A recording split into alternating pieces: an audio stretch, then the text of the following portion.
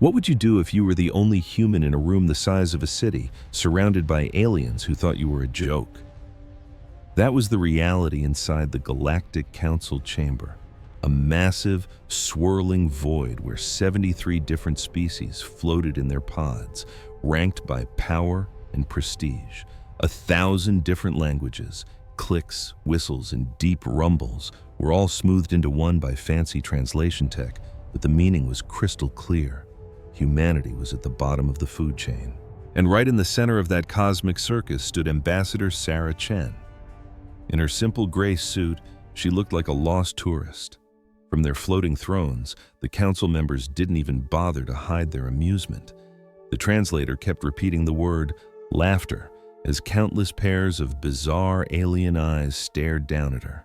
She had just finished presenting Earth's formal declaration, and to these ancient, powerful beings, it was the funniest thing they'd heard in 100 years. "Okay, wait, let me get this straight," chirped the speaker, a bird-like creature named Tom Von, his triple-hinged beak clacking. "Your species, who literally just figured out how to travel between stars 80 years ago, wants to rope off a no-fly zone 50 light-years wide around your little sun? That is the core of our announcement, yes," Chen said. Her voice was so calm and steady it was almost unnerving, without a single hint of the terror anyone else would be feeling. "And you seriously think," Tom Von squawked, his voice dripping with condescension, "that every single race in this room is going to respect this little keep out sign of yours?" "We expect all interstellar traffic to honor the boundary," Chen stated, her composure rock solid. That one sentence threw the entire chamber into chaos. The translators went into overdrive, trying to keep up with the mess of hoots, howls, and roars of pure disbelief. A few of the more warrior-like species looked like she had just insulted their ancestors, but Ambassador Chen just waited, completely still. She held the speaker's gaze, her hands clasped neatly behind her back, letting the storm of ridicule just wash right over her. After a few seconds, Tom Von flapped one of his wings to signal for quiet. The noise died down, but the air was still thick with mockery. "Ambassador," he said, "your people have a grand total of 12 colonies. 12. The Zetharan Empire sitting next to me controls 47 entire star systems. The Marine Collective has settled 300 planets. The youngest species here, besides you, has been spacefaring for 600 years. By what authority do you make such an insane demand?" "It's not a demand," Chen corrected him softly. "It's an announcement." "A meaningless difference," a new voice boomed, a deep rumble that vibrated with pure power. "So are you announcing this to us, or are you threatening us, tiny human?" Every head in the chamber swiveled toward the Zetharan pod. High Commander Velkoth appeared on the screen, his enormous four-armed body covered in what looked like natural battleship armor. The Zetharans were famous for crushing civilizations, not having polite chats with them. "We aren't threatening anyone," Chen said, turning to face him head-on. "We are setting a border, and we are asking politely that you respect it." "Ask?" Velkoth's massive mandibles split open in a horrifying version of a grin. "You're in no position to ask for a single thing. You're standing in front of the most powerful beings in the universe, declaring a huge chunk of space is off-limits. And we're all just supposed to do what? Tip our caps and say, 'Yes, ma'am'?" "Yes," Chen said, and that one simple word sliced right through the tension. The High Commander let out a laugh that sounded like rocks grinding together. "And what if we refuse? Are your 12 little planets going to declare war on the whole galaxy?" "We sincerely hope it won't come to that," she replied. "Hope." Velkoth seemed to puff up, filling the screen with his sheer size. "Let me tell you what I think of your hope, human. The Zetharan Empire has turned species with technology you can't even dream of into stardust. We've taken apart fleets 10 times bigger than yours, and you have the nerve to tell us where we can and cannot fly?" Chen's calm, steady expression never changed. "Commander Velkoth, I need to strongly advise you. You will advise nothing." His roar was so powerful it literally shook the floor beneath her feet. "The main trade route between our homeworlds and the Outer Rim goes right through your little restricted zone. We've been using that route for 3,000 years. Do you actually believe we're going to reroute our entire armada because a toddler species that still uses chemical rockets asked nicely? The route can be changed slightly, Chen suggested. It would only add about 6 days to your trip. A small price to pay when you consider the alternative. The alternative to what? Velkoth sneered. The alternative to the mighty Zitharan Empire being forced to go the long way around your pathetic little home? He spread all 4 of his massive arms wide. No, Ambassador, we will not be changing our course. In fact, I think it's high time someone taught humanity its place in this galaxy. A dead, cold silence fell over the chamber. Even the delegates who had been snickering just a minute ago were now glued to the scene. This wasn't a joke anymore. When a Zitharan High Commander talked about teaching lessons, it meant warships were already warming up their engines. Commander, Tom Von, the speaker, started to say, maybe this could be handled with a bit more... This conversation is over, Velkoth snapped. In 3 of your Earth months, the Zitharan Trade Armada will fly its traditional route, straight through this human space. If the humans have a problem with that, they are more than welcome to try and stop us. I have a feeling they'll learn a very important lesson about why newcomers should be seen and not heard. And with that, his screen blinked off. His pod went dark, but Chen was still standing there, like a statue in the middle of a hurricane. Whispers broke out all around her. A few of the older, wiser species actually looked worried by the Zitharan's threat. Others looked excited, like they couldn't wait to see the new kids get put in their place. A few just looked at Chen with outright pity. Ambassador Chen, Tom Von said, all the playfulness gone from his voice. The Council has no power over a sovereign empire. If the Zitharan fleet crosses your border, we won't do a thing to stop them. And just so you know, any hostile move you make against them will be considered an act of war. Earth will be on its own. We understand the situation completely, Chen replied. Are you sure you do? A soft ancient voice whispered from one of the highest pods. It was Ambassador Creel of the Vorten Collective, a being that was thousands of years old. Commander Velkoth isn't bluffing. That trade fleet of his will be escorted by at least 200 capital-class warships. And your entire military consists of, what, 40 ships? I've seen the intelligence reports. Your weapons are weak and your shields are like paper. 37 ships are combat-ready, Chen corrected her, her voice perfectly even. Then you have to know this is a suicide mission, Creel said, her tone softening, almost like she was trying to be kind. Take back your declaration, give the Zitharans a formal apology, offer them some kind of payment. It's not too late to stop this disaster. Chen just shook her head slowly.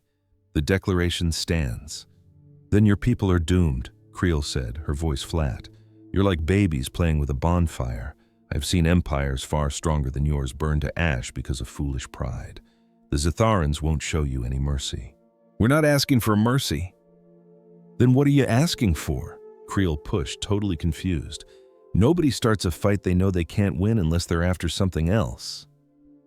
For the very first time, a flicker of something new crossed Chen's face. It was a cold, hard glint in her eyes that made a few of the ambassadors closest to her actually lean back in their pods. We want to be left alone, she said, her voice dropping to a low whisper that somehow filled the entire chamber. That's all we've ever wanted. We spent 10,000 years almost wiping ourselves out. We finally got our act together, looked to the stars hoping for a peaceful future, and in just 80 years, we've been invaded twice. Our cargo ships have been pirated 7 times, and 3 of our colonies have been shaken down by galactic mobsters who think we're an easy target because we're new. Her voice stayed quiet, but every word hit like a punch to the gut. We're tired, she went on. Tired of being the galaxy's doormat, tired of being pushed around.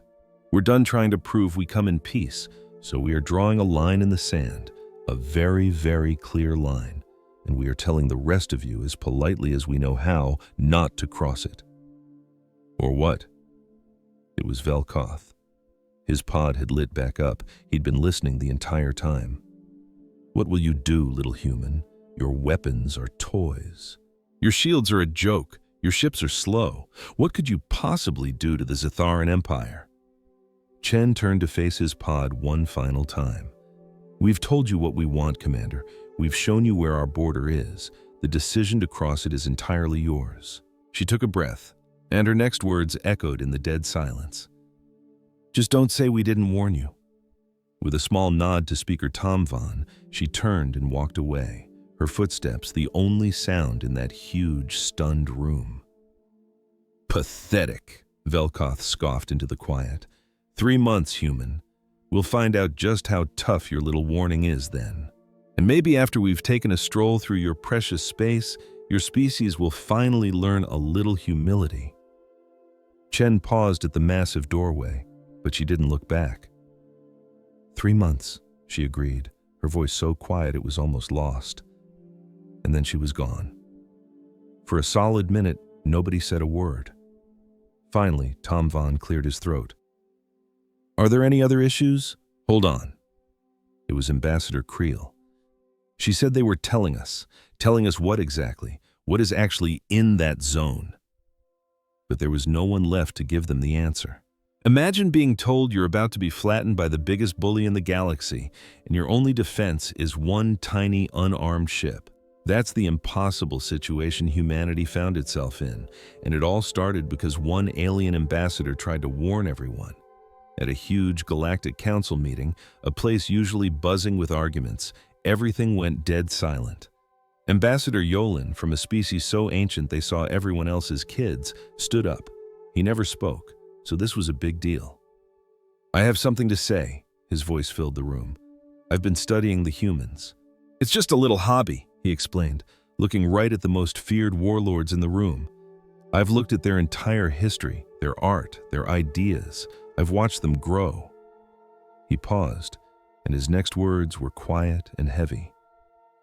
"And I think we need to be very, very careful."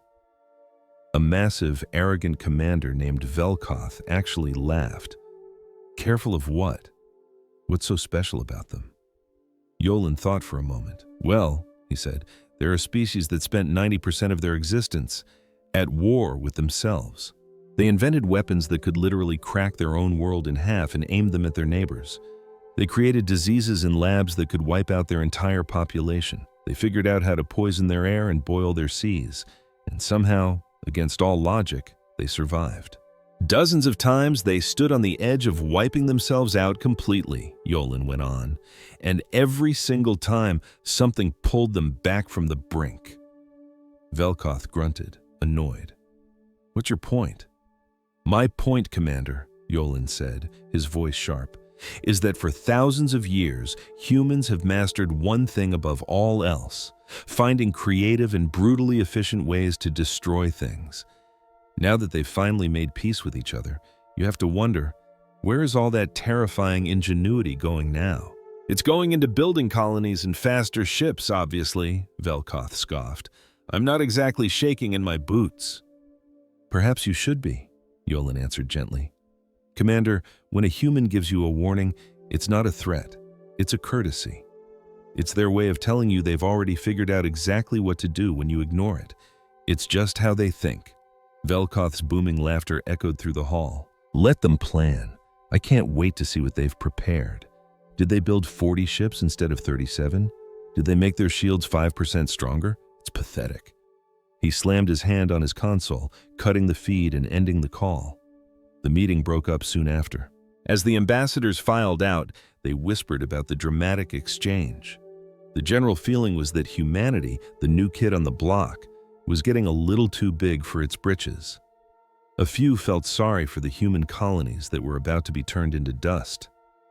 People like Yolin shared their concerns in private, but nobody was really listening. In 3 months, the massive Zethran trade fleet was scheduled to arrive right on humanity's doorstep. 300 warships, the largest fleet the Empire had put together in a generation. Velkoth called it a demonstration, a show of force the galaxy would never forget. He was right about that part, just not in the way he thought. The Zethran fleet arrived at the meeting point 3 days ahead of schedule. Commander Velkoth loved making an entrance, and this was his masterpiece. 300 warships hung in the silent void, a swarm of glowing metal hornets.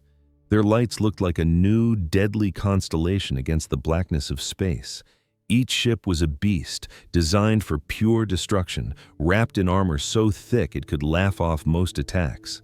Every single one of them had enough firepower to turn a small moon into a field of asteroids. Velkoth stood on the bridge of his flagship, the dominant Will, watching his armada on the main screen. He felt a swell of absolute pride. This was what true power looked like. This was the force that had crushed 47 star systems. And now, he was about to use it to teach some upstart humans a lesson. "All ships reporting ready, Commander," his tactical officer announced. "Excellent." Velkoth settled into his custom-made command chair, designed for his massive, four-armed frame. "Broadcast my message on all channels. I want the entire sector to hear this." The comms officer tapped her console and gave him a nod. "All channels open, sir. Anyone within 30 light-years will get the message." Velkoth leaned in, his voice dropping to a low, formal boom. "This is High Commander Velkoth of the Zethran Empire, addressing all vessels in this region. The fleet you see before you will now travel along our ancient trade route, which unfortunately passes through territory the humans have foolishly claimed as their own. We are doing this to make one thing perfectly clear. Newcomers do not make the rules for their elders. The Zethran Empire travels where it wants, when it wants. Any attempt to interfere will be considered an act of war and will be met with the full, crushing might of this fleet. This isn't a threat, it's simply a fact." He cut the broadcast with a sharp slice of his hand. "Set course," he ordered. "Standard formation, constant scanner sweeps. I want to know if the humans have a single ship waiting for us." The entire fleet began to move as one, hundreds of ships turning in perfect unison and accelerating toward the edge of human space. The sight was both terrifying and beautiful. Velkoth had purposely chosen a route that sliced right through the middle of the human exclusion zone. He didn't want them to have any excuse, any way to pretend he'd just wandered off course. No, he was marching straight through their front door and daring them to complain. The trip to the border took 6 hours. Velkoth used the time to go over attack strategies. He didn't think there would be a fight, but if the humans were stupid enough to try something, he wanted the response to be instant and overwhelming. A quick, brutal takedown would be a far better lesson than simply flying past. "Commander," the sensor officer called out, "we're nearing the border coordinates the humans sent out." "See anything?" Velkoth asked. "No, sir. Scanners are totally clear. Just empty space. No ships, no stations, not even a single defense buoy. It's completely empty out here." Velkoth felt a mix of smugness and a tiny hint of disappointment. He was right. The humans were all talk. But a small part of him had hoped for a little action, a chance to show off his fleet's power. "Keep moving," he ordered. The fleet glided silently over the invisible line that the humans called their border. Velkoth made a point to log the exact time. He wanted the history books to record the precise moment the Zethran Empire showed the galaxy that human demands meant absolutely nothing. The space on the other side of the line looked exactly the same. Same stars, same deep blackness. The human exclusion zone was just more empty, harmless space. "Maintain course," Velkoth said. "How long until we're clear of this zone?" "At our current speed, about 8 days, Commander," the navigator reported. "Understood. I want full scanner sweeps every 10 minutes. If a single human ship even appears on our screens, I want to know about it." The first 3 hours passed with absolutely nothing happening. The fleet cruised deeper into the zone, holding its perfect, menacing formation. Velkoth took a stroll around the bridge of his flagship. The crew was on high alert, even though it seemed like a total waste of time. Back in his chair, the tactical map showed 300 perfect green dots moving through enemy territory without a care in the world. Velkoth allowed himself a small, satisfied smile. This day would be remembered. It would be the day the Zethran Empire proved to the whole galaxy that humanity's warnings were nothing more than empty threats. Just then, the sensor officer spoke up. "Commander, I've got a contact, one very small vessel approaching from galactic north." Velkoth hurried over to the sensor station. "What kind of ship?" "It's definitely human, sir. The engine signature is one of theirs.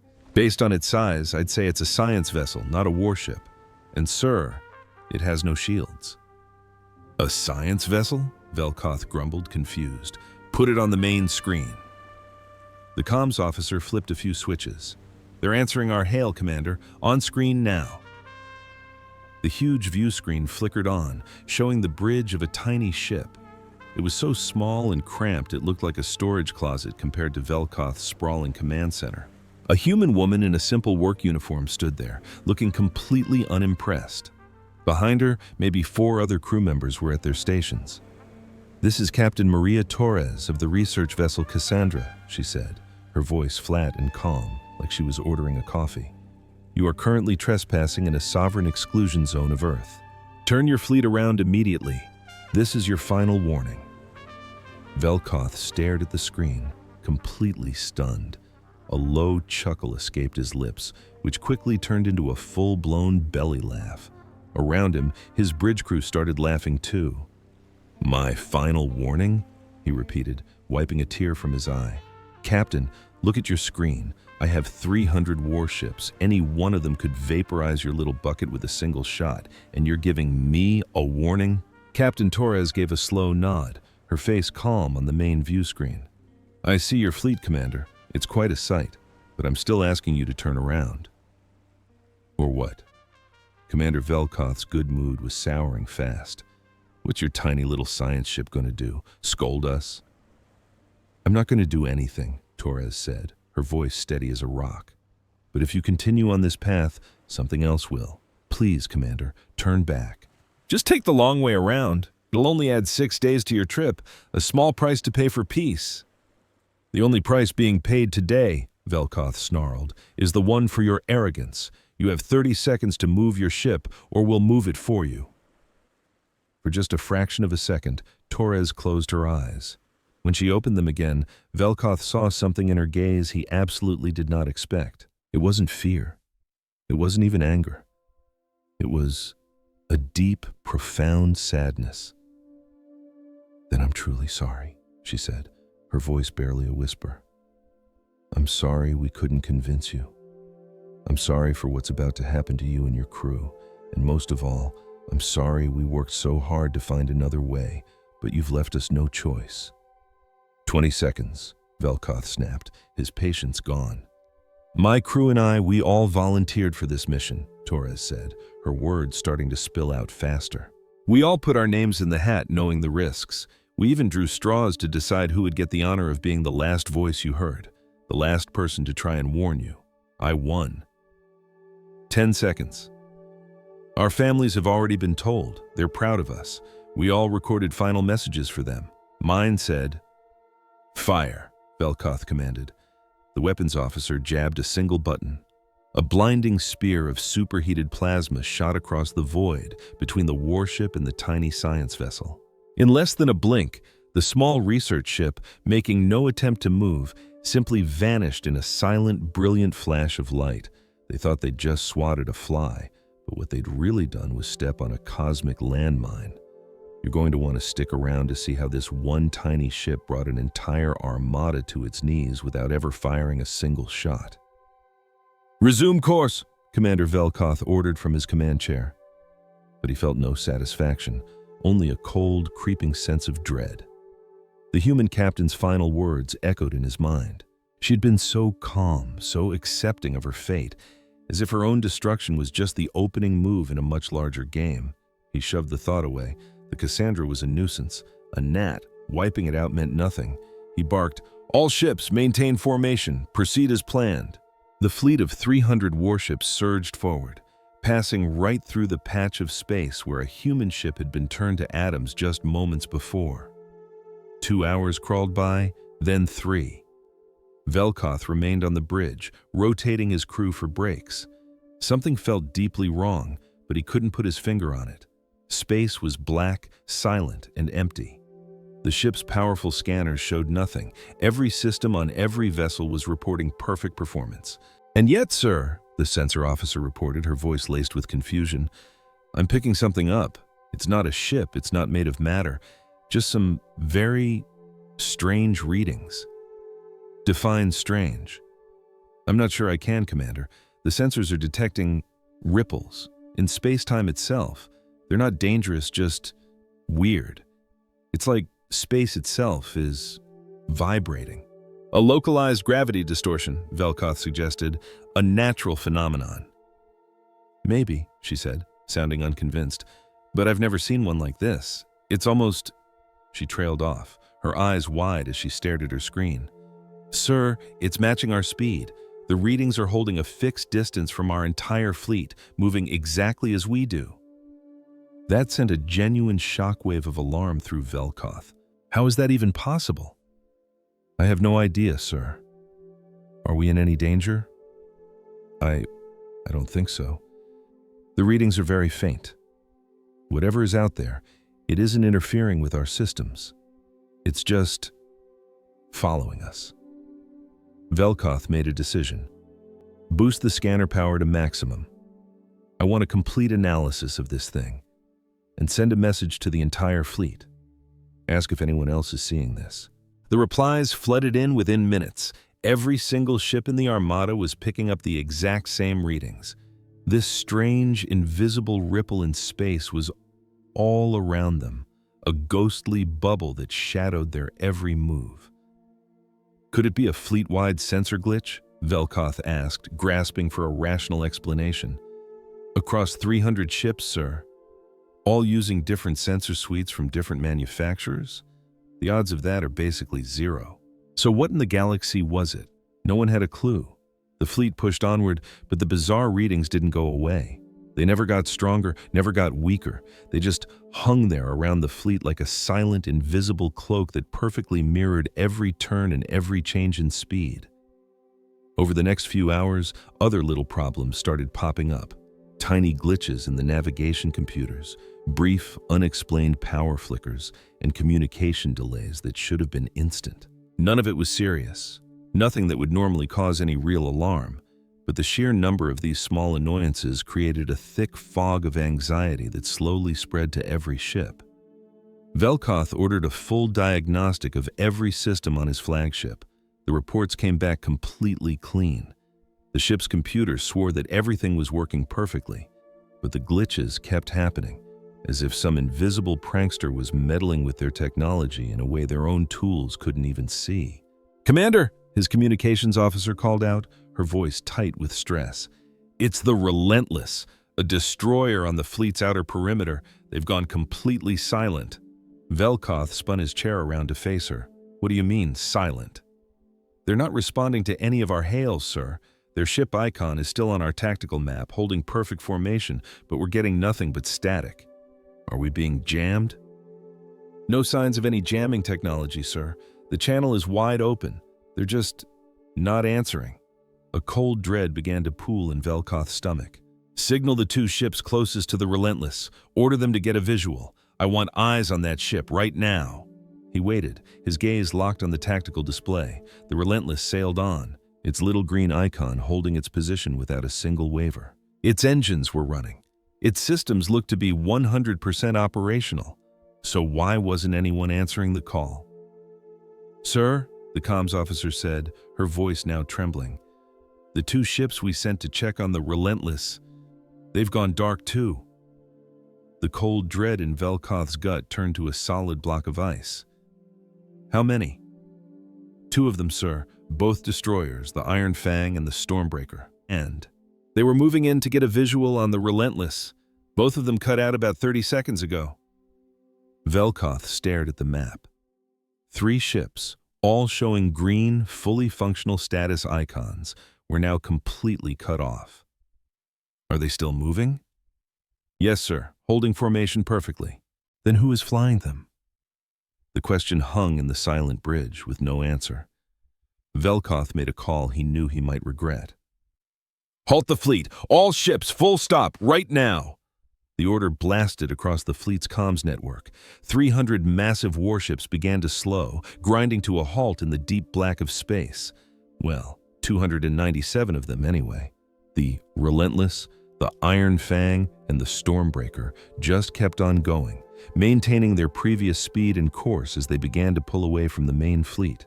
"They're ignoring the stop order," the helmsman said, stating the obvious in a stunned voice. Velkoth watched the 3 green icons get smaller and smaller on his display, sailing off into the darkness, away from the safety of the Armada. He waited, expecting them to stop, to turn, to do anything that would signal living people were still in control.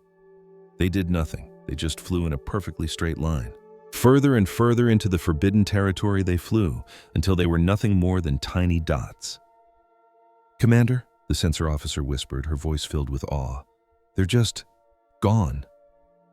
"What?" "The 3 ships, they've vanished, not destroyed. There was no explosion, no debris field. They just disappeared.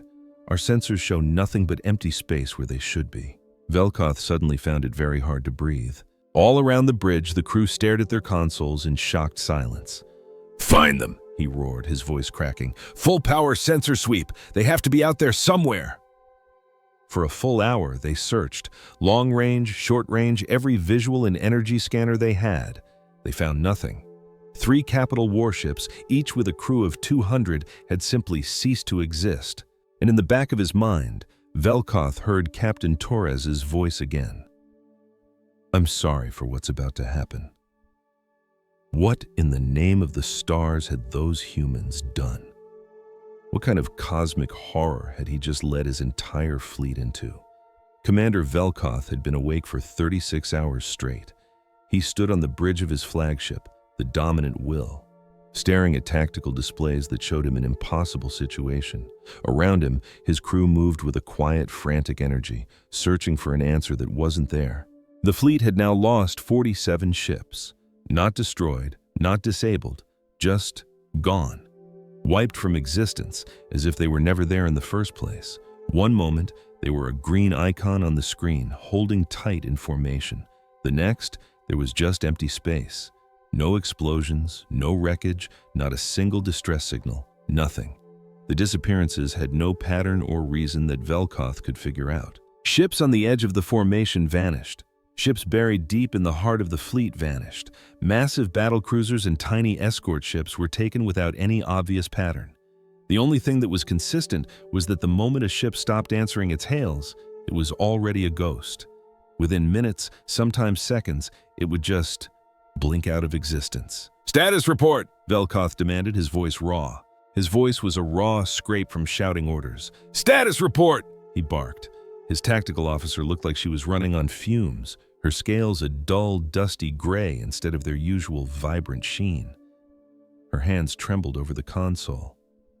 "We're down to 253 ships, Commander. We've lost another 6 in the past hour." 6. That was over 12,200 of his people, just wiped from existence. "Damage reports?" he pressed. "None, sir," she said, her voice hollow.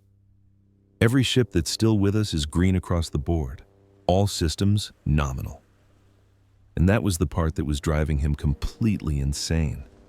The ships that were left were in perfect condition.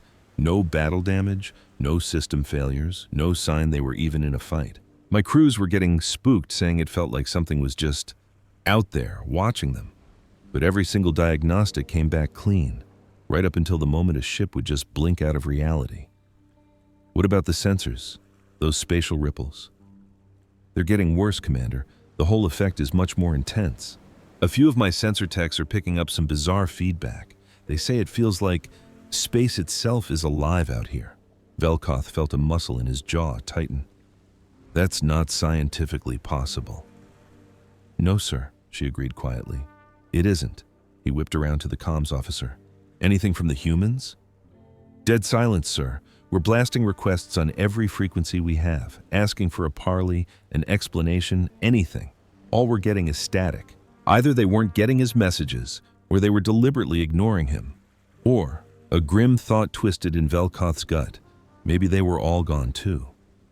If whatever was erasing his fleet had also hit the human colonies, there might be no one left to answer. But he didn't believe that.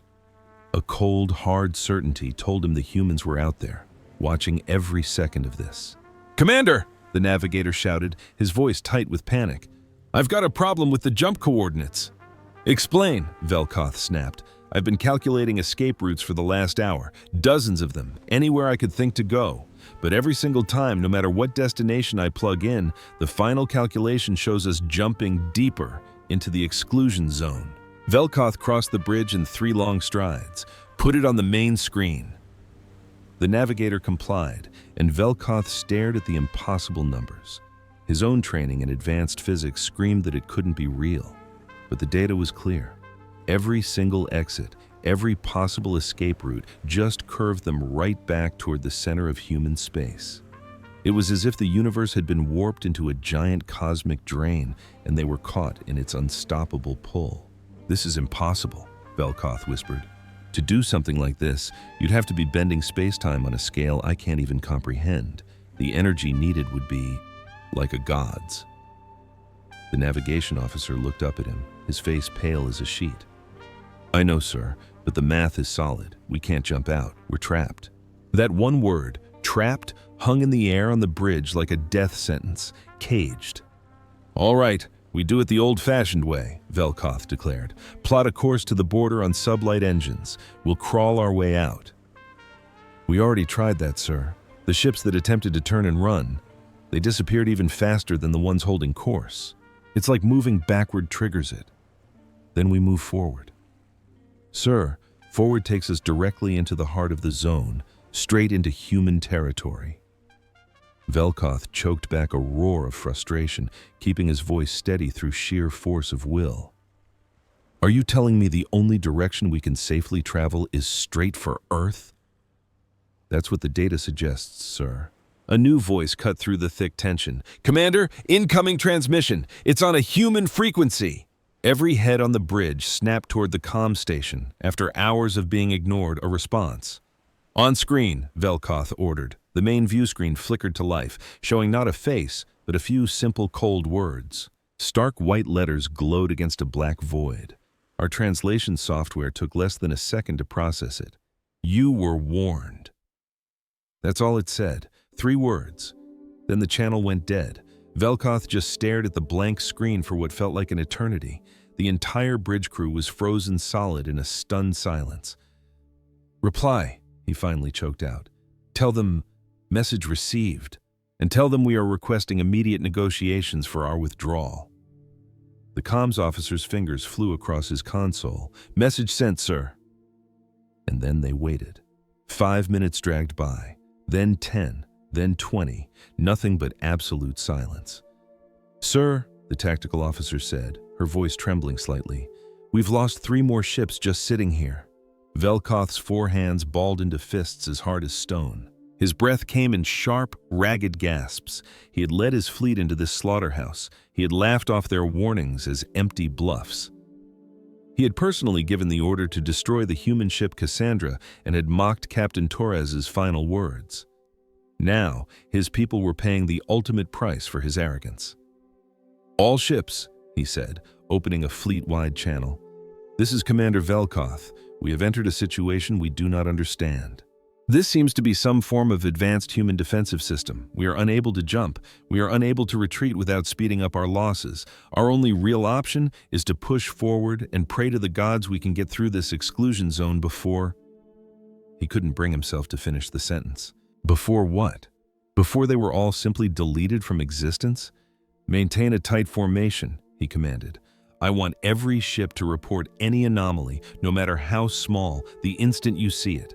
Navigation, find me the absolute fastest way through this hell. I don't care if it takes us right past Earth's front door. We have to get out of this sector." "Sir," his sensor officer whispered, her voice barely a breath, "you need to see this." Velkoth was at her station in a heartbeat. She pulled up a display of the space right around their ship. At first, it was just black. But then she started cycling through different sensor frequencies, looking at parts of the spectrum our Zithan eyes can't normally perceive. Velkoth felt the blood in his veins turn to ice. We weren't flying through empty space, not even close. We were inside something, some kind of impossibly massive structure. It was like a giant cosmic spiderweb stretching out in every direction, farther than our sensors could possibly reach. And there were countless threads, tiny filaments made of neither matter nor energy that connected this web to every single one of his ships. "What in all the hells am I looking at?" he breathed. "I don't know, sir. It's been all around us this whole time. We just couldn't see it until I did a full spectrum analysis. I think it's some kind of field, a network. It has us completely boxed in." "And the ships that vanished?" She replayed the sensor logs from the moments before a destroyer disappeared. On the screen, Velkoth watched in absolute horror as the thread attached to his destroyer suddenly pulsed with a dim light. It began to glow, and then it tightened. The ship itself seemed to crumple, its physical structure twisting in ways that broke the laws of physics, and then it just popped, gone from reality. The thread that had been holding it lingered for a second, almost as if it were satisfied, before fading back into the web. "It's eating them," the sensor officer whispered, her voice thick with terror. "The field, this thing, it's consuming our ships." For the first time in his long and decorated career, Velkoth felt real, gut-wrenching fear. He had fought in dozens of wars and stared down death more times than he could count, but he had always known his enemy. You can fight another ship, you can counter its weapons, you can outthink an opposing commander. But this? How do you fight the very fabric of space? How can you possibly attack an enemy you can't see, can't target, and can't even begin to understand? "Commander!" The comms officer's shout snapped him out of his spiraling thoughts. "Another incoming message. It's not the humans, sir. It's from the Endless Conquest, Captain Than's battlecruiser. They're reporting they see something. Put him through." Captain Than's face filled the screen. He was an old warrior, older than Velkoth himself, a celebrated hero of a dozen campaigns. In all the years Velkoth had known him, he had never seen the man look scared. Right now, he looked absolutely terrified. "Commander, I don't even have the words for this. My crew is seeing things, visual static, shadows flickering between the ships where nothing should be. And sir, 3 of my crewmen just disappeared, from inside sealed compartments on my ship." "Disappeared, Fee? From inside the ship?" "Yes, sir. We have it on our internal sensors. One moment they're walking down a corridor, the next they're just gone, like they stepped through a doorway that wasn't there and just vanished." Before Velkoth could even process that, another alarm started screaming. "Multiple ships are reporting the same thing!" the tactical officer cried out, her voice starting to crack. "Crew are disappearing from all over the fleet. Gear is vanishing right off its mountings. Some ships say entire sections have gone dark. When they send crews to check it out, the sections are just empty. Stripped clean, like everything inside, including the search party, just ceased to exist." Imagine being the commander of the most powerful fleet in the galaxy, only to watch it get taken apart piece by an enemy you can't even see. That's the nightmare Commander Velkoth was living. It wasn't just a battle anymore. Something was reaching right through the hulls of his ships, plucking his soldiers and their gear out of existence. How do you fight an enemy that ignores locked doors and solid steel? Stick around to see how this impossible situation ends. "All ships, full lockdown," Velkoth ordered, but deep down, he knew it was useless. "No one moves alone. Teams of 4, always. Seal every deck that isn't essential." The orders were obeyed in a heartbeat, and it changed nothing. For the next 6 hours, Velkoth was helpless, forced to watch his command get erased, not in some glorious firefight, but slowly, carefully, as if some invisible monster was savoring every last bite. It was taking its time because it had all the time in the world, and his fleet had nowhere to run. Whole ships started to vanish, sometimes 2 or even 3 at a time. The strange energy web trapping them seemed to pulse a little brighter with each vessel it consumed, almost like it was feeding. Crew members were blinked out of existence from locked rooms, guarded posts, and even from the command bridges of their own ships. One second they were there, a part of the fleet, and the next they were just gone. They left behind nothing but terrified crewmates who couldn't even explain the impossible thing they'd just witnessed. A few ships broadcasted for a few seconds before they disappeared, and we could hear the voices of the missing crews screaming for help, claiming they were trapped in some other place, a dimension where it was agony just to exist. Then, just as fast as it started, the screaming would stop and the channel would fall dead silent. A report came in that the Iron Storm, one of his mightiest battlecruisers, was found drifting lifelessly in space. Not a single soul was on board. All 800 crew members had simply vanished from a ship that didn't have a single scratch or scorch mark on it. It was perfect, clean, its autopilot still running. It was just completely empty. When a rescue team boarded the cruiser to figure out what happened, they disappeared too. After that, Velkoth ordered everyone to stand down. It was pointless. Whatever was doing this wasn't playing by any rules of war he knew, and every move he made to understand it just cost him more lives. "How many ships do we have left?" he asked, his voice sounding hollow, like it was coming from a million miles away. "We're down to 12 ships, Commander," the tactical officer replied. He could see she'd been crying, and he didn't blame her. At this rate, the entire fleet will be gone in less than 18 hours. 18 hours. In less than a day, his massive force of 300 warships and over 500,000 people would be wiped from the universe. "Keep trying to reach the humans," Velkoth ordered, his voice shaking. Tell them we surrender. Offer them anything. Tell them we'll give them this whole sector. Say whatever you have to. Just get them to make this stop." The comms officer's hands were a blur across the console, sending out desperate pleas on every possible frequency, begging and bargaining, promising the entire galaxy if the humans would just please answer the call. For 3 agonizing hours, they sent out 147 distress calls into the void, and the only reply was silence. The Zithan war fleet, a military force that had cracked planets in half, could do nothing but fly deeper into an invisible trap that was dismantling them piece by piece. A strange, pulsing energy net had them surrounded, feeding on their ships, and they were utterly powerless. Commander Velkoth couldn't shake the image of the human captain they had just destroyed, her sad eyes, her final plea. She knew this was coming. They all did. The humans had tried to warn them, tried to save them from their own pride, but the Zythan High Command was too arrogant to listen. "Commander," his sensor officer stammered, his voice choked with fear. "I've got something ahead. A ship. It's a human design." A wild, desperate surge of hope flooded Velkoth. "Put it on the main screen, now!" he screamed. "Right away, sir. They're hailing us." A calm human face appeared on the monitor. He was a middle-aged man in a sharp military uniform, and he looked at Velkoth with an expression that was almost pity. "Commander Velkoth," the man said, "my name is Captain James Rivera. I'm here to act as a witness." "A witness?" The word made no sense to Velkoth. "We need your help. Your weapon, whatever it is tearing my fleet apart. You have to turn it off." Rivera slowly shook his head, a look of real regret on his face. "I'm sorry, Commander, but I can't do that. No one can. The moment you entered the exclusion zone without permission, the defense grid turned on automatically. It's impossible to shut it down while unauthorized ships are still inside."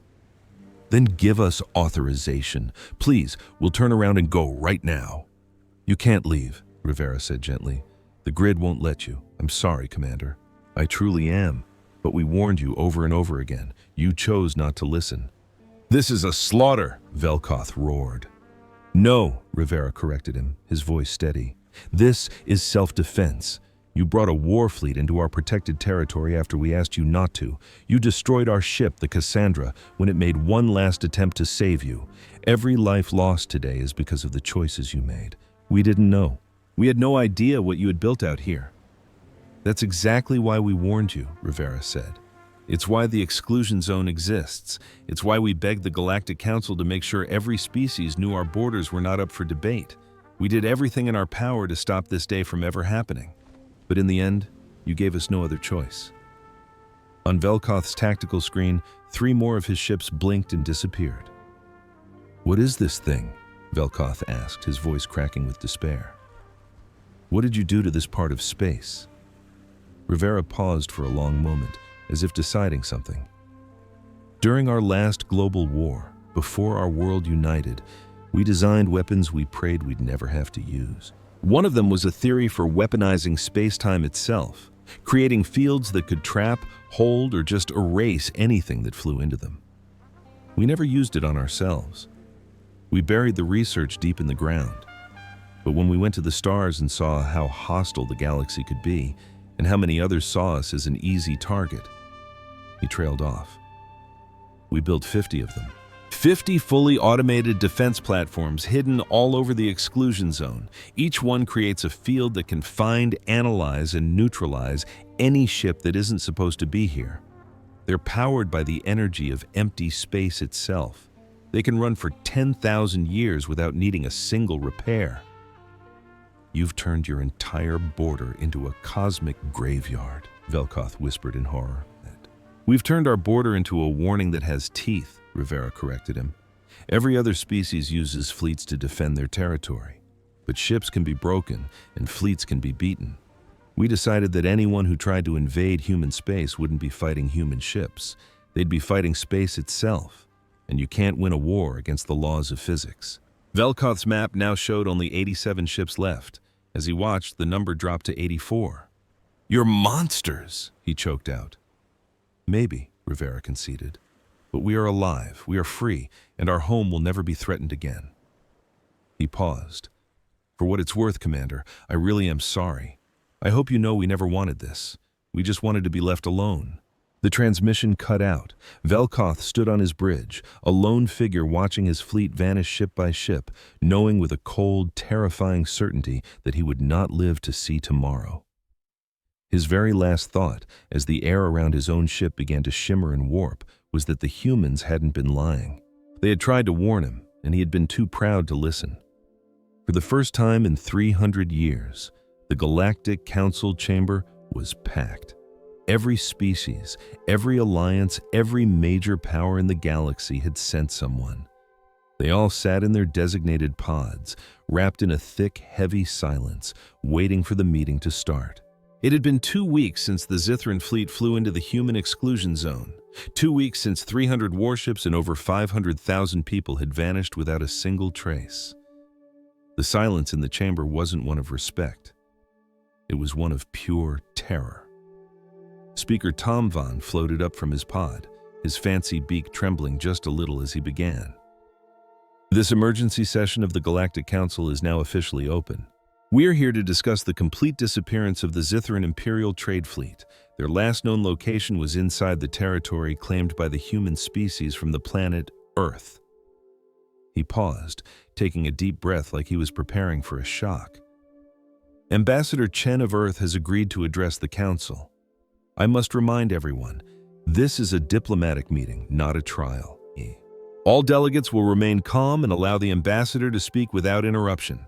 Sarah Chen walked into the chamber from the main doors, crossing the huge floor all by herself to stand in the very center. She looked just like she had 3 months ago, in the same plain gray suit, with a calm, unreadable expression on her face. She didn't look like someone who was just responsible for what might be the single largest mass killing in the galaxy's history. "Ambassador Chen," the council speaker began, his voice tense. "This council needs to know what happened to the Zithran fleet. Can you give us any answers?" "Yes," Chen replied. That one, simple word, sent a shockwave through the entire chamber. She wasn't playing dumb. She wasn't going to deny it. Just, yes. "Then please," the speaker pushed, "tell us what happened." Chen took a moment, letting her gaze drift across the room, meeting the eyes of dozens of different alien ambassadors. When she finally spoke, her voice was perfectly calm, echoing in the massive hall. "The Zithran fleet flew into our restricted zone after we repeatedly told them not to. They knew exactly where the line was. They were warned not to cross it. They decided to do it anyway. Our automated defense system turned on, just like it was supposed to. The fleet was neutralized." The room exploded. A roar of shouts in a dozen languages filled the air, a mix of disbelief, anger, and pure terror. The speaker had to slam his gavel 3 times before he could be heard over the noise. "Are you admitting you did this?" The Zithran's replacement, a furious commander named Vishkal, demanded, his scales flushing a deep, angry red. "I'm confirming that our automated defense system works perfectly," Ambassador Chen answered, her voice still unnervingly calm. 500,000 souls, he screamed. "You wiped out 500,000 of my people, and you have the nerve to just sit there and admit it?" Chen's eyes locked onto his. "Yes, Commander, I am deeply sorry for the loss of your people," Ambassador Chen said, her voice a strange mix of sympathy and ice. But we gave them every single chance. We warned you in this very council 3 months ago. We sent another warning the second your fleet crossed into our territory. And then, a small science ship, the Cassandra, made one last desperate attempt to plead with them, and your High Commander blew it out of the sky. He took a message of peace as an act of war and flew his entire armada straight into the consequences he was warned about. The responsibility for what happened next is entirely his. "You slaughtered them!" Vreshkal roared. "We defended our home," Chen corrected him, her tone never wavering. "There's a big difference. This council has to condemn this," Vreshkal pleaded, looking around the room for anyone who would back him up. "We can't let one species destroy an entire fleet and get away with it. Today it was the Zitherans, but it could be any of you tomorrow." He had a point, and you could see a wave of fear and agreement spread through the council. That's when Ambassador Creel of the Van Collective spoke up, her ancient voice cutting through the tension like cracking ice. "Ambassador Chen, I have one question that I think gets to the core of all this. You say your defenses responded as designed. Can you tell us what these systems are? How did they make 300 warships completely disappear, leaving behind no wreckage, no bodies, not even a faint energy signature?" Chen was quiet for a long moment. "To explain our technology in detail," she finally said, "would mean sharing our most secret military intelligence with every government here. That's not something we do. But considering the situation, the government of Earth has authorized me to give you a limited explanation." She tapped a small device, and giant holographic images lit up the air above her, filled with complex math, strange maps of space-time, and designs that looked more like cosmic art than weapon blueprints. "During the last big war on our planet, long before we were united, some countries were developing theoretical weapons that could bend space and time. The projects were all canceled because they were considered too dangerous, too unethical. But when we finally got to space and realized just how many bullies were on the galactic playground, we decided to take another look at that old research. It took us 60 years to perfect the science and another 20 to build the actual hardware. The result is something we call the exclusion net." She waved her hand, and the display changed to a map of their solar system. 50 glowing dots popped up, spaced out perfectly. 50 automated platforms. Each one projects a field that covers our entire territory. These fields overlap, and they create an invisible, unbreakable net of twisted space-time. When a ship enters our space without permission, the net activates and does what? Creel pressed. "It removes them," Chen said simply. "The ships aren't blown up. They're not turned to dust. They are folded into tiny pocket dimensions, brand new realities that exist right next to ours but can never, ever be reached. From our side of things, they just stop existing." A wave of horrified gasps went through the room. Some of the delegates made religious signs to ward off evil. Others just stared, their faces completely blank with shock. "Are you telling us," the speaker said, his voice shaking, "that the entire Zithran fleet is still out there, just stuck in another dimension?" "You could look at it that way," Chen confirmed, although the word exists isn't quite right. You see, these pocket dimensions were never made to support life. They don't follow the laws of physics as we know them, and time doesn't even exist in there. Anything we send there is instantly frozen in a state we call quantum stasis. It's not alive, but it's not dead either. "That's monstrous," someone whispered from the crowd.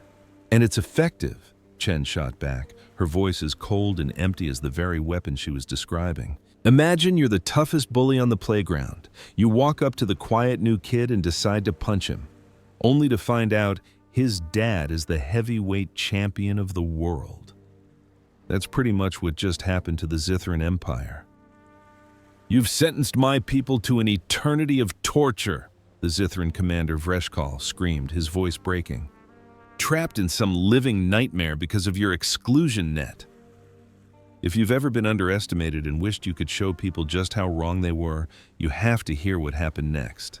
"That's a very dramatic way to put it," Ambassador Chen replied, her calm voice a chilling contrast to his fury.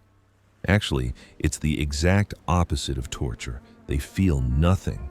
For them, time is completely frozen. They can't suffer because they can't experience anything at all. It's less like a prison and more like falling into a dreamless sleep that you never wake up from.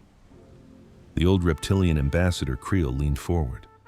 Is there any way to bring them back? In theory, yes. If we were to turn off the platforms, the energy fields would collapse, and anything trapped inside would pop right back into normal space, Chen explained. But shutting down the net would leave our homeworld defenseless. We have no plans of ever doing that. Vreshkal slammed his fist on his desk. So they're gone for good. Chen's face became like stone. They were gone the moment Commander Veliksoth decided our warnings were a joke and ordered his fleet forward. We could not have been any clearer, Commander, Chen said, her eyes sweeping over the stunned faces in the council. We sent warnings on every channel imaginable. Your High Commander made a gamble. He gambled that a young species like humanity was all talk. He gambled that we didn't have the power to back up our words against his giant war fleet. She let that sink in. He lost his gamble, and that is a tragedy, but it is not our crime. A heavy silence fell over the chamber. You could practically hear the gears turning in everyone's mind as they completely rethought humanity's place in the galaxy.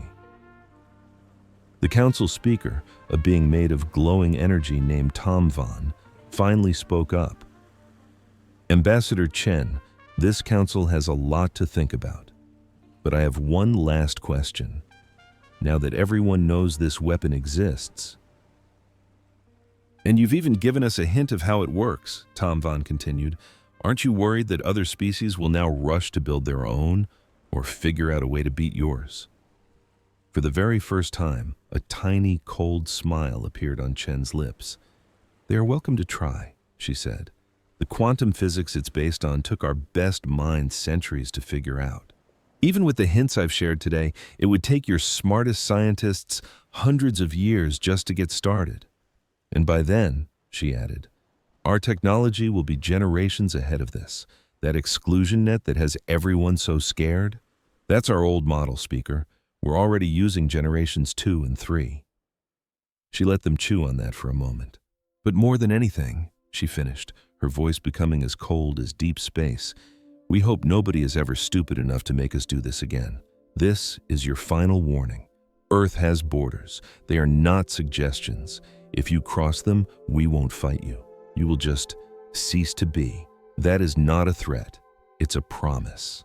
And what if we declare this a war crime? The Zithran ambassador shrieked. What if the council votes to punish you and forces you to take down these horrible machines? Chen's polite smile completely disappeared. Then we will respectfully decline, and we will leave this galactic council. We came here hoping to find peace and friends. If this council can't even protect our right to exist without being bothered, she went on, if our simple request to be left alone is seen as an act of war, then we don't belong here. We will go back to our home system, lock the door behind us, and cut off all contact with the rest of the galaxy. You would isolate yourselves completely? Creel asked, looking genuinely shocked. So no trade, no cultural exchange, absolutely nothing? The speaker asked, his voice echoing in the tense chamber. If that's what it takes to keep us safe, then yes, Ambassador Chen replied, her tone firm. We survived for 10,000 years on one small planet. We can do it again in our little corner of the galaxy. It's not what we wanted, but it's a whole lot better than constantly fighting off bullies who don't like the new kids on the block. She scanned the faces of the council members, one last time. We came out here looking for friends, she said, her voice softening with a touch of sorrow. But all we found were predators. So you forced us to become the one thing a predator learns to leave alone. This isn't the story we wanted for ourselves, but it's the one you handed us. The Zithan Empire gambled with their soldiers' lives, she stated plainly. The fallout from that choice is on them, not us. With that, she gave a polite nod to Speaker Tom Von and turned to leave. Wait, a voice called out. It was Ambassador Ulin. His personal transport pod descended to the floor, a stunning breach of protocol. Ambassador Chen, could I have a word in private? Chen paused, intrigued. Of course, Ambassador. The moment the two of them stepped into a side room, the main hall exploded into arguments. As the door hissed shut, Ulin's calm professional demeanor vanished. I tried to warn him, he whispered, his voice strained. 3 months ago, I told Velixoth that humans were not a species to be messed with.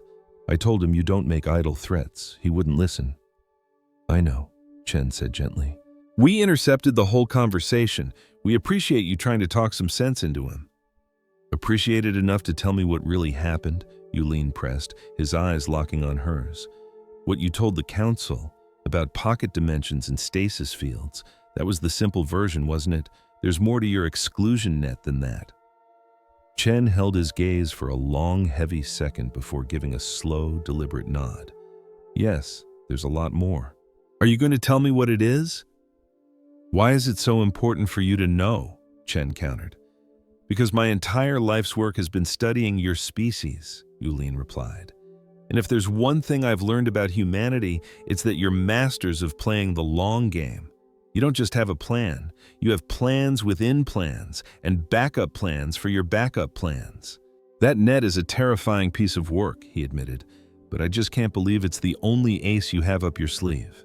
Chen's face was a perfect mask, impossible to read, but her silence was the only answer he needed. I'll tell you this much, she finally said. Those platforms creating the pockets in space, they are 100% defensive. They only switch on when an unauthorized ship crosses our border. But we also have offensive capabilities. Weapons that can hit any target, across any distance, against anyone who decides they're a threat to us. We have never used them. We pray we never will. But they're out there. Hidden somewhere in your exclusion zone, Ulin guessed. Chen shook her head. Hidden everywhere. The words landed like a punch to the gut. We've had 80 years to get ready, Ambassador. 80 years to plant our seeds and build our safety nets. We made damn sure the survival of Earth would never depend on a fight in one little patch of Sci-Fi. We're a cautious people. Some might even call us paranoid. Maybe they're right. But that paranoia is what's kept us alive. A shiver went down Ulin's spine. Are you telling me Earth can strike any target, anywhere in the galaxy instantly? We're saying that anyone who hurts Earth will spend the rest of their life regretting it. A very, very short rest of their life, Chen corrected him. We don't advertise this because we're not looking for a fight, but if anyone ever backs us into a corner, we will do whatever it takes to survive. That's the real point of the exclusion net, Ambassador. It's not just a shield for our planet. It's a sign that we've thought of every possible threat, and we have an answer ready for every single one. She walked to the door, then paused for one last thought. And thank you truly for trying to warn them, she said, her voice softening. This galaxy is starving for more reasonable people like you. I just hope that one day people actually start listening. Until then, we'll keep our guard up and hope the Zithan fleet's fate is a lesson to everyone else. With that, she was gone, leaving Ambassador Ulin to process the terrifying new truth of what humanity had become. They weren't conquerors trying to build an empire. They were something much more dangerous. They were survivors, so dedicated to their own existence that they had quietly made themselves into the one force the rest of the galaxy would learn to avoid at all costs. Back in the main hall, the angry debates were still raging, but Ulin knew it was all for show now. The council would officially condemn Earth's actions. They would file protests. They would demand more transparency. And in the end, they would do nothing at all, because nobody, not a single person, wanted to be the one to find out what other tricks humanity had waiting for them. The Zithan Empire had bet the house and lost it all. No one was in a hurry to make that same mistake. Just 6 months later, the galactic map was almost unrecognizable. The biggest change was the Zithan Empire itself. It was gone. Without its military leaders and the iron fist that held its territories together, the empire crumbled like a sandcastle against the tide. 47 star systems that had been brutally oppressed for generations rose up all at once. Some declared their independence immediately. Others scrambled to form new alliances. A few fell into civil war, but for the most part, a huge wave of freedom was washing over the galaxy. The council sent a few peacekeepers, but mostly decided to just wait and see what happened. There was absolutely no desire to try and piece the old empire back together, especially when the alternative was letting countless enslaved people taste freedom for the very first time. Acting Commander Freshcall, The same officer who had screamed at Chen tried to hold his falling empire together for 3 weeks before he finally gave up. He broadcast one last message to the entire galaxy. "The Zythan Empire is finished," he announced, his voice thick with failure. "We built our power on the lie that we were untouchable. Earth showed us the truth. Our legendary fleet, our beloved commander, our national pride, all gone in the blink of an eye because we were too arrogant to imagine we could lose. Let our complete and utter downfall be a lesson to anyone who thinks power is the only thing that matters," he warned. "The entire game has changed." The very next day, he stepped down, vanishing to a quiet farming world, refusing to ever utter another word about the fleet or his legendary defeat. In the Galactic Council, the shift was quieter, but just as massive. A new age had dawned, and suddenly, the silent newcomer on the cosmic block was getting a whole lot of attention and respect. It was like the whole galaxy remembered its pleas and thank yous overnight. Races famous for their loud threats and posturing were suddenly measuring every word. Grand schemes for military conquest got tucked away in dusty drawers. Trade arguments that would have sparked wars a week ago were now getting sorted out with, believe it or not, actual conversation. The reason for this wave of politeness was the giant elephant in every room. Earth's no-fly zone. Nobody dared to even mention it. But it was always there, influencing every treaty, every deal, and every strategic move. One question lingered in the air. If humans could make the Zetharans disappear just like that, what could they do to us? Ambassador Chen saw the change firsthand. Delegates who used to ignore her now approached her with a strange, almost fearful respect. Some tried to buddy up to her, asking for advice and hoping to get on Earth's good side. Others kept their distance, as if they were afraid a simple disagreement could get them wiped from existence. It was exhausting. "They're scared of us now," she confessed to her aide one evening. "That's the last thing we ever wanted. We just wanted to be left in peace." "But being left in peace in this galaxy means being feared," her aide replied. "There's no in-between out here. Nobody respects a fence unless they know it has an electric charge." Chen sighed heavily. "I know, but that doesn't mean I have to like it." That invisible electric fence, the exclusion zone, had become a strange sort of tourist spot, though no one was dumb enough to actually try and cross it. Ships would creep up to the border, getting just close enough to feel the weird spatial warping at the edge, before slamming their engines into reverse. Some captains held quiet memorials for the Zetharan crews they had known. Most just came to stare at the spot where 300 warships had simply vanished. Near one of the main entry points, humanity built a memorial station. How do you deal with your entire empire being shattered in a single day by the weakest species in the galaxy? What do you do when the quiet kid in the corner finally stands up and knocks out the biggest bully on the playground with one punch? You end up like Krenal, a young Zetharan officer, staring at the tombstone they built on your people's grave.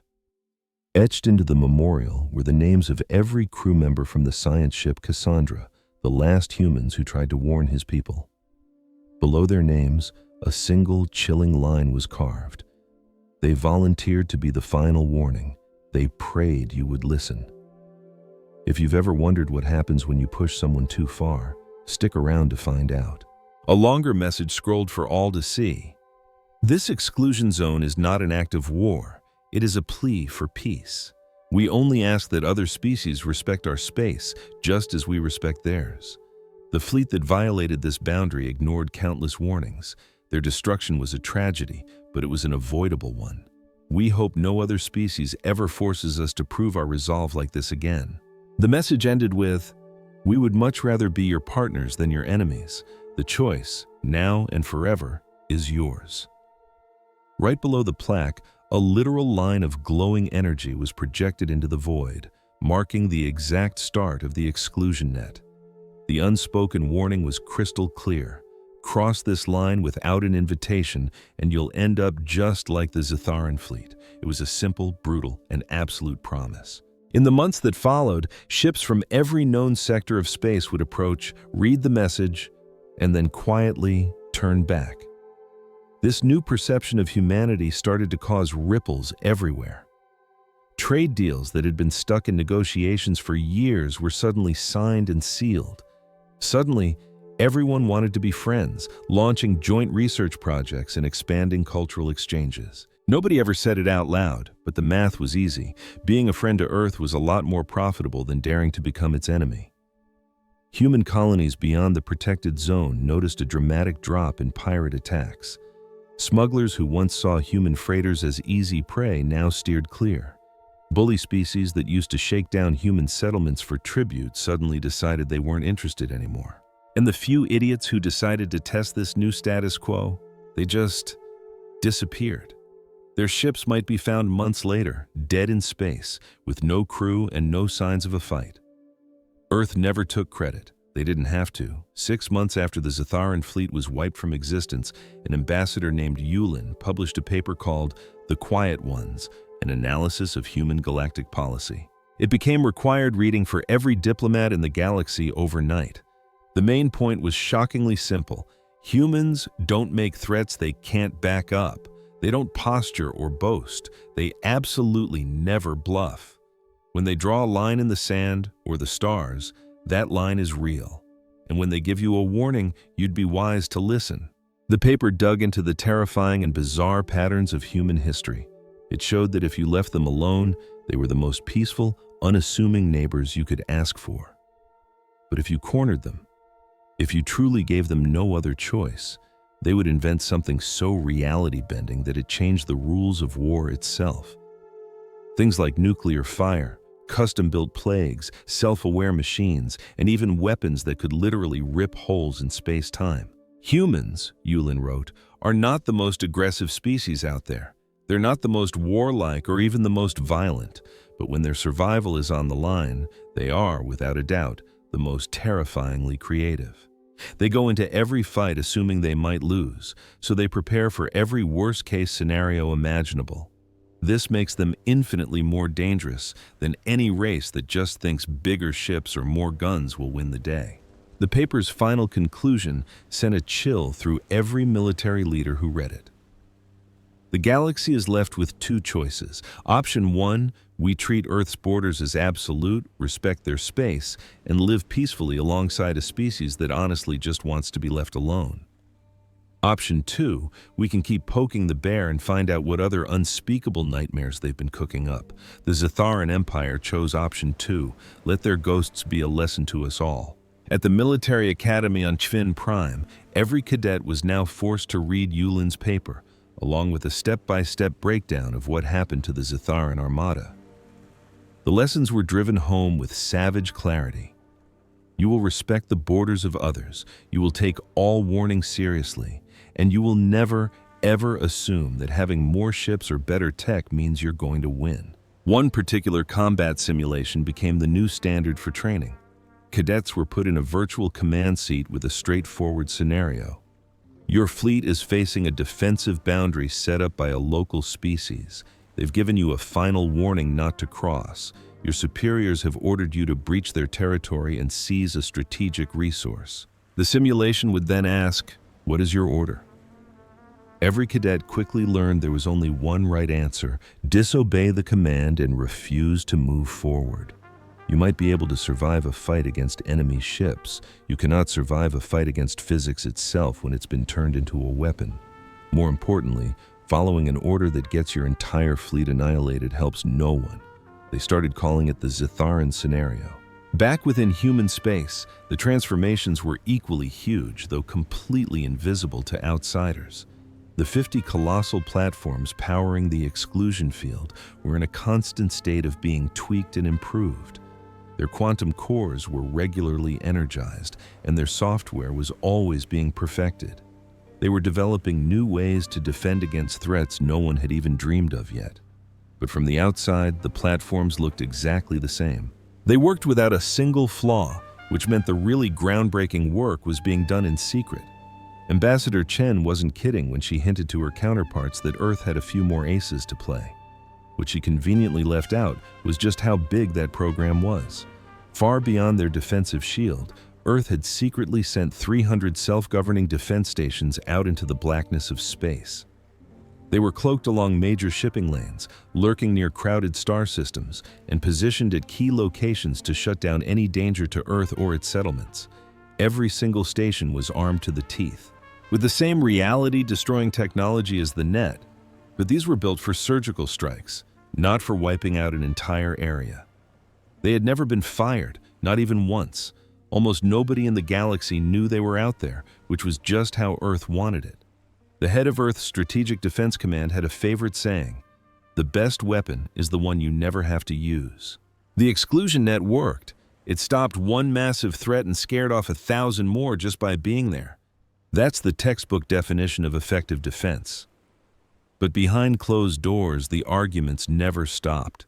The loss of 500,000 lives weighed heavily on many human leaders. Some argued there must have been another way, a way to just disable the fleet instead of completely erasing it from existence. The counter-argument was always the same. Anything less than total annihilation would have just been seen as a temporary setback. The Zetharans would have rebuilt, rearmed, and tried again. The debates never went anywhere. The exclusion net stayed on, the border stayed absolute, and the galaxy learned to live with it. 3 years after his empire fell, a young Zetharan officer named Krenal found himself on a patrol route near what used to be his people's territory. He was the captain of a small corvette, flying the flag of the new Zetharan Federation. He was part of a peacekeeping force trying to hold the broken systems together. One day, his route took him close to the shimmering edge of Earth's exclusion zone. He was just a kid when High Commander Velkoth led that fleet to its doom, but the disaster had torn a hole in his own family. He had lost an uncle, 2 cousins, and friends he'd grown up with. They had all signed up, excited to go teach the humans a lesson. None of them came back. Krenal ordered his ship to hold its position at what he hoped was a safe distance, close enough to see the memorial station on his screen, but far enough away to not set off any alarms. His first officer, an old veteran who had served in the Imperial fleet, came to stand beside him on the bridge. "Coming to pay your respects, sir?" "Something like that," Krenal said softly, his eyes fixed on the memorial. "Did you lose people on those ships?" "Too many," the veteran answered quietly. "Good soldiers. Fierce fighters. They were just following orders, like any of us would have." Krenal stared into the silent void, at the monument the humans had built. "They didn't deserve to die like that," he finally whispered, the words catching in his throat. "No," the old soldier next to him agreed.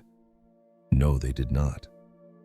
He turned to the veteran, whose eyes were also locked on the distant station. "But why? Why would the humans create something so absolute?" "I've run that question through my head 1,000 times, sir," the old soldier said with a weary sigh. "I've pored over every report, every historical analysis, and I think the real answer is simpler than we want to believe. They were scared, absolutely terrified." "Of us?" Krenal asked, completely baffled. "Of everyone," the veteran clarified. "Try to see it their way. Earth is one world, one species. We're thousands of species scattered across millions of planets, with armadas big enough to black out their sun. To them, the whole universe was crawling with things that could wipe them out," he continued. "They knew they could never win a drawn-out war. They couldn't possibly match the manufacturing power of the great empires. So they built something that made giant fleets and massive armies totally obsolete." Krenal nodded slowly as the chilling logic started to click into place. They made a weapon so terrifying that nobody would ever dream of attacking them again. "It was more than a weapon," the veteran corrected him softly. "It was a guarantee you couldn't afford to call them on." Commander Velkoth thought it was all a big bluff. He couldn't wrap his head around a species that would actually build something like the exclusion net. But here's the thing you learn about humans. They don't do bluffs. They told us exactly what would happen if we crossed that line. And when we did, they kept their promise. "So we're just supposed to hate them for it?" Krenal asked, his voice barely a whisper. The veteran was quiet for a long moment. "I don't know, sir. A part of me does. They took my friends. They shattered our empire and changed our way of life forever. But another part of me knows we were given every single chance to back off. We just refused to listen because our pride, our arrogance, wouldn't allow it." He raised a clawed hand, pointing to the memorial station on the view screen. The humans built that, not as some victory monument, but to honor their own dead. The crew of their starship, the Cassandra, the ship that sent one last desperate plea to save our fleet. That has to mean something, doesn't it? They never wanted any of this. They did everything in their power to stop it. We were the ones who backed them into a corner. Crenal couldn't look away from the screen. If you had been in charge that day, would you have made a different call? I'd like to think so, the veteran said, his voice heavy with ancient pain. I'd like to believe I would have listened to their Captain Torres, ordered our ships to pull back and found a peaceful solution. But I was raised in the old empire, sir. I was taught that retreating was the same as being a coward. If I had been sitting in Commander Velkoth's chair, I'm afraid I might have made the exact same devastating mistake. He paused, the words sticking in his throat. That's the thought that really haunts me. Not that our people were lost, but that I could have been the one who marched them right into that trap. Just then, a gentle chime sounded from a nearby console. The comms officer spun around in her chair. Sir, we have an incoming hail. It's a human ship, broadcasting from inside the exclusion zone. Crenal felt his heart begin to pound against his ribs. On the main screen, the image of the memorial was replaced by the face of a human woman in a crisp military uniform. She looked to be about his age. This is Lieutenant Sarah Kim of the Earth Defense Force vessel Sentinel. You are currently holding position near the demarcation line of Earth's exclusion zone. Do you require assistance? Her voice was perfectly steady, professional, and had zero trace of hostility. Crenal took a deep breath to calm his nerves. No issues on our end, Lieutenant. I am Officer Crenal of the Zatharan Federation corvette New Dawn. We're just on a routine patrol. He hesitated for a second, then chose to tell the truth. I had family on the ships that were lost 3 years ago. I just wanted to see the memorial for myself. The professional mask on Lieutenant Kim's face immediately softened into genuine sympathy. I see. I'm so sorry for your loss, Officer Crenal. Please, take all the time you need. The memorial is here for anyone who needs to pay their respects. Thank you, Crenal said, then asked the question that had been weighing on him since he got there. Lieutenant, I started, my voice quiet. Did you know anyone on the Cassandra? Kim gave a small, sad nod. Captain Torres was my mentor back at the academy. She taught me everything.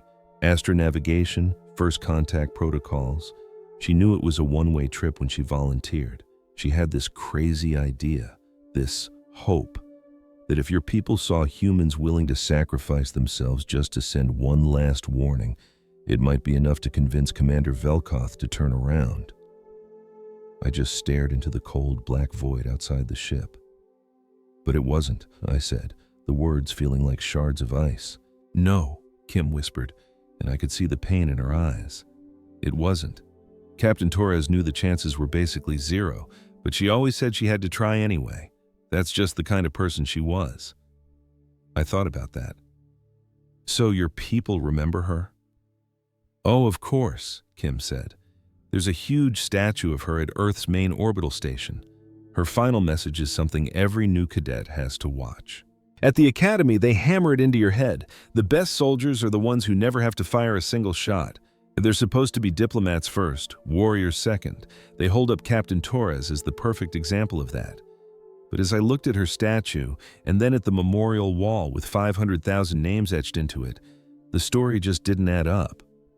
If you've ever had that nagging feeling that the official history is missing some critical pages, go ahead and hit that subscribe button, because you're about to find out the truth they fought to bury. I found my friend Lieutenant Kim in the ship's quiet archives. Kim, can I ask you something? Really? I said, keeping my voice low. Completely off the record. Do you honestly think what happened back then was the right thing to do? Kim let out a sigh that felt like it carried the weight of every single one of those lost souls. That's a very loaded question, Crenal, she said, her eyes fixed on an old datapad. Look, it was a horrible tragedy. Nobody celebrates a loss that big, but you've seen the history vids.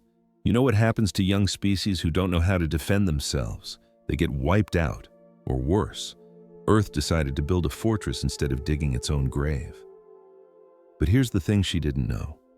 My great-grandmother was on one of those ships, and it wasn't a warship, it was a transport filled with refugees. That was the first little surprise, the first crack in the official story. For weeks, I secretly dug into the classified logs and found another bombshell. The defense network had opened fire a full 30 minutes before. The enemy fleet was even in range to be a threat. This wasn't defense, it was a slaughter. And then, buried under layers of military encryption, I found it. Captain Torres never gave the order. The command came from a civilian administrator, a man who is now one of the most powerful people in our government. Those people weren't invaders, they were fleeing his own brutal regime, and he used a fake alien threat to wipe them off the map and secure his power. Torres was just the hero they needed to pin it all on. We couldn't let him get away with it. Working together, Kim and I leaked the original unedited logs. The administrator was exposed, his entire career destroyed. Captain Torres was finally honored as a true patriot who had been betrayed. It was a quiet kind of revenge, a happy ending found in the rewritten paragraphs of history books, and it taught us the one lesson that always matters. The truth is always worth fighting for. "We made ourselves too dangerous to mess with," she said, picking her words carefully, like she was disarming a bomb. "What happened to your fleet? That was the awful, bloody price we paid to prove our defense system wasn't a bluff. It was a terrible price, but it stopped hundreds of other wars before they could even begin. How many fights never broke out because other empires now think twice? How many trillions of lives have been saved because the bullies finally learned that having a bigger army doesn't mean you automatically win?" I had to ask. "So the ends justified the means?" "I think the means were absolutely horrific," she answered without even a moment's hesitation. "And I wish with every part of my being that there had been another way. But I also believe that if we hadn't shown the galaxy that our defenses were deadly serious, someone else would have come knocking. And then another and another. The exclusion net only has one setting, on. You can't bargain with it. You can't talk it down. It just follows its programming. Your fleet had to learn that lesson in the most brutal way imaginable, so that nobody else ever would." The heaviness of her words filled the quiet cockpit. "I appreciate your honesty, Lieutenant. We think being honest is important," she said, "especially with those who've paid the price for our security. Is there anything else?" "No, that's everything. Thank you. We'll be heading out shortly." Kim gave a sharp nod. "Safe travels, Officer Crenal. And again, I'm truly sorry for your loss." The screen went dark. Crenal leaned back in his command chair, the conversation echoing in his mind. "She seems decent," his first officer commented quietly. "For someone from the species that broke our empire." "She is," Crenal agreed, "and that's what's so damn unsettling. It's one thing to be ignored, but it's another to be laughed at by an entire galaxy. That's where humanity stood. We were the new kids on the block, and when we drew a line in the sand around our home, the older, bigger species treated us like a joke. They saw us as a free lunch, a resource to be taken. But one empire was about to learn that when humanity gives a warning, it's not a suggestion, it's a promise. What would you do if the biggest bully in the universe came knocking at your door? Stick with me, because the answer to that question changed the rules of the cosmos forever. The words we put up were simple: stay away. Just 2 words, broadcast on all frequencies at the edge of our solar system. A permanent notice that this little corner of space was ours. Across the galaxy, in the high and mighty chambers of the Galactic Council, they scoffed. Our ambassador, a brilliant woman named Chen, stood before them, pleading for our right to simply be left alone. She explained that we weren't a threat, we just wanted the chance to grow at our own pace, to figure things out for ourselves. But in a galaxy where might makes right, our request was seen as weakness. The powerful empires, built on the backs of conquered worlds, only understood one thing: power, and they didn't think we had any.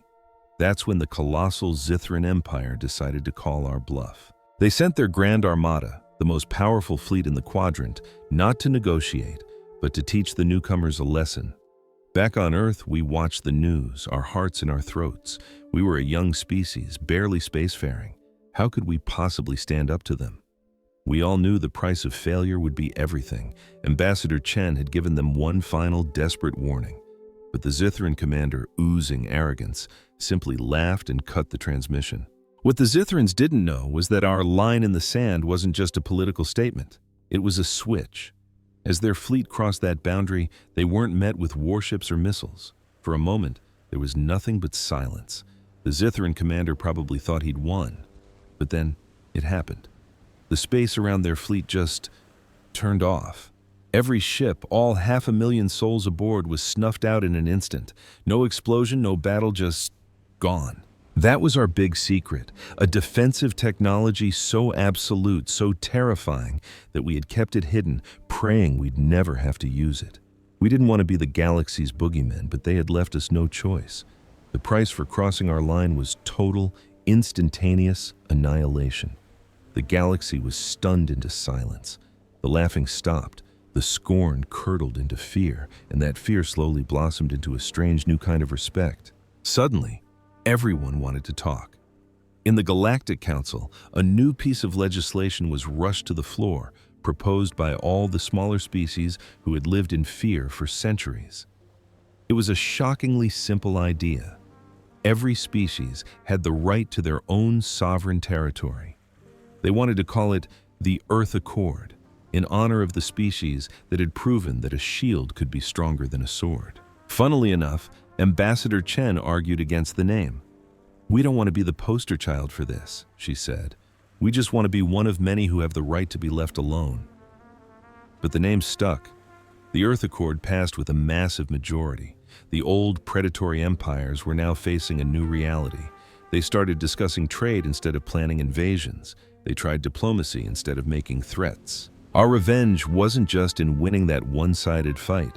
It was in completely changing the game for everyone. We had proven that you didn't have to be the biggest or the strongest to have the right to exist. War didn't vanish, but the days of casually bullying smaller worlds were over. Boundaries were now respected. Warnings were now heeded. Years later, Ambassador Chen gave her final speech before retiring. She looked out at the delegates, many of whom had once laughed in her face. "I will not apologize for our actions," she said, her voice like steel. "My government did what was necessary to protect its people." Her expression softened. "But we never wanted to be feared," she admitted. "This is not the relationship we wanted with the galaxy, but it is the one you forced upon us.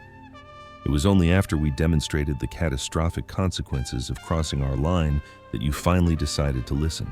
She reminded them that respect built on fear is fragile, like a house of cards. True respect comes from understanding and equality. "It is my hope," she finished, "that future generations will remember what happened not as a show of human power, but as the very last time anyone had to learn that some lines should never, ever be crossed." The entire assembly gave her a standing ovation, an honor almost never seen. She retired to a quiet life on Earth and never went back to space. She never saw the memorial we placed at the edge of our system, a simple plaque that read, "Stay away." But the story doesn't end there. Here comes the biggest surprise of all. A decade later, the Zithran Federation, the very empire we had humiliated, did something incredible. They built a second massive monument right next to ours. It was etched with 500,000 names, every single soul who was lost on that fleet. Beneath the staggering list, a simple message was carved for all of eternity to read. It said, "They were following orders, they believed in their nation, they ignored the warnings and paid the highest price. Let their sacrifice be a lesson that arrogance is never a substitute for wisdom." The inscription continued, "Let their memory serve as a reminder that every choice has a consequence. Your power does not grant you the right to ignore the rights of others." On the day it was dedicated, ships from dozens of species gathered at a safe distance, not for a battle, but to pay their respects. Not a single one dared to cross the line. Our new ambassador, David Martinez, broadcast a message. "We are not gathered here to celebrate a victory or to mourn a loss," he said, "but to commemorate a moment that forever changed our galaxy for the better." And that's the real happy ending. It wasn't just that we protected our home, it's that our greatest enemy learned from their mistake and helped teach that lesson to the rest of the universe. In her memoirs, Chen wrote something I'll never forget. People will debate forever whether we did the right thing. I believe they are mistaken. We did precisely what we said we would do. We drew a line, we warned everyone not to cross it, and when someone did, we held that line. That is not cruelty, she wrote. It's consistency. And in a galaxy where might makes right has always been the rule, sometimes consistency is the strongest weapon of all. In the end, humanity didn't just earn its place among the stars. We taught the galaxy a lesson it desperately needed to learn, that the right to be left alone is a right worth defending, and that true strength isn't about the power to conquer others, but the courage to protect your own. We finally got what we always wanted, not fear, not glory, but something much simpler and much more valuable: peace. Every name you see etched into this wall, the president said, his voice heavy, belongs to someone who died because a line was crossed. Their deaths were a tragedy, a preventable loss that we will carry forever. But their sacrifice created a legacy, a promise that this brutal lesson will never need to be learned again. He took a breath, his gaze sweeping over the silent crowd. On behalf of all humanity, Earth extends its deepest condolences to the Zithran Federation and to every family that lost someone they cherished. We all dream of a future where strength isn't proven with weapons, he continued. A time when mutual respect, not fear, governs our actions. But that day hasn't arrived yet. Until it does, the exclusion net stays on. That border is absolute. This warning is forever. He then gestured toward two colossal monuments floating in the blackness of space. Let these two sentinels stand as one, he declared. One built by humans, the other by Zithrans. One is a memorial to the fallen. The other is a warning to the proud. They are a permanent reminder of what happens when arrogance meets an immovable object, and a symbol of our hope that someday we will no longer need such stark reminders. With that, the ceremony ended. The star fleets broke formation and warped away, leaving the silent giants to guard the invisible line where 300 warships had simply ceased to exist. The decades passed. The galaxy churned on. New empires rose as old ones crumbled to dust. But the glowing boundary around Earth's solar system never once wavered. It became a permanent fixture in the cosmos.